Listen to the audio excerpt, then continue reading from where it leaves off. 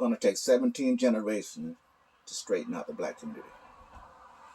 Hello, one and all. Mucho gusto.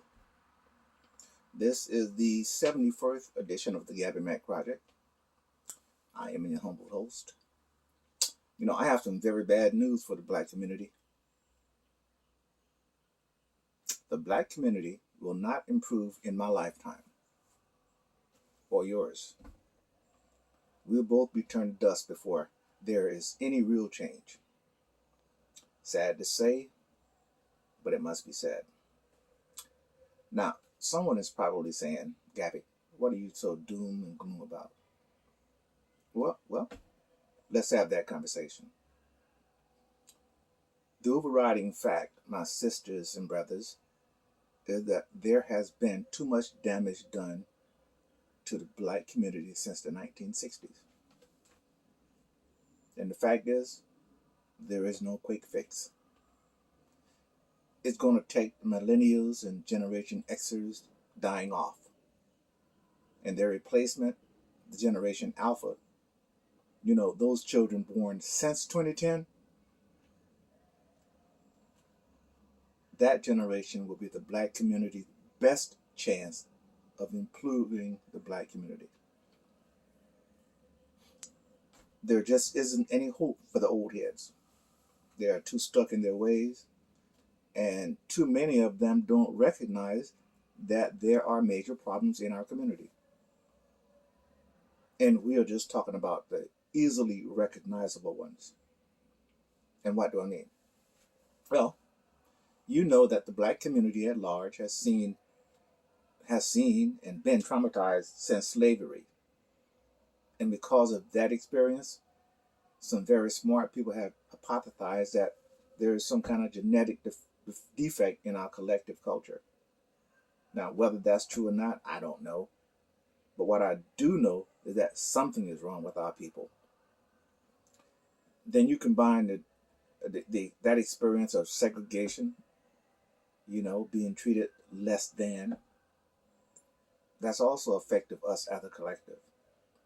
We could go on and on talking about the traumas black people have experienced since arriving in America. But even during the harshest of time, black people were together. But something happened along the way. And some people point to the 60s as the start of a really bad downward spiral for the black race in America. From 65 to today, it's been around 70 years more or less, that have seen black people heading down what I call a genocidal path. And to be fair, like I said earlier, a lot of that trauma experienced by black people is due to outside influences such as slavery, Jim Crow laws, forced segregation, etc. We know this. But let's also be honest. We are not without blame. We have to hold ourselves accountable for the things that we have control of. For example, no one forces us to stop marrying each other. No one forces black women to keep having children out of wedlock. No one forced black women to look to the government for protection instead of their black men. No one forces Pookie and Ray Ray to sell drugs within our community.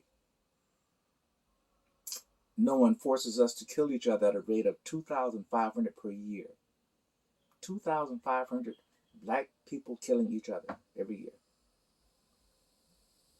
And no one forces us to commit crimes and end up in jail or prison. All those actions are within our personal collective, our personal choices. That's why I say it's going to take 17 generations. That's about 150 years, depending on how you calculate a generation, before you see any real change in the psychological makeup of black people.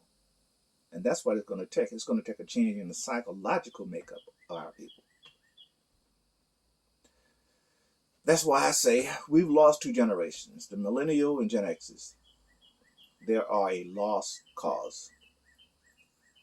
Their life experiences of the me and their obsession with social media and the fact that they grew up in the age of feminism have forever warped their behavior. All of those things are too deeply ingrained in the psychological makeup.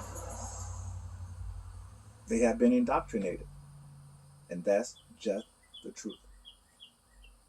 That's why I say the next generation, Generation Alpha, is our only hope. You know, it's taken us a long time to get where we are, and it's foolhardy to think that we are going to change anytime soon. Most people are resistant to change. That's what I say, and we have to hope that we have to get through this. The next generation is our best hope. Gabby Mack, OUT.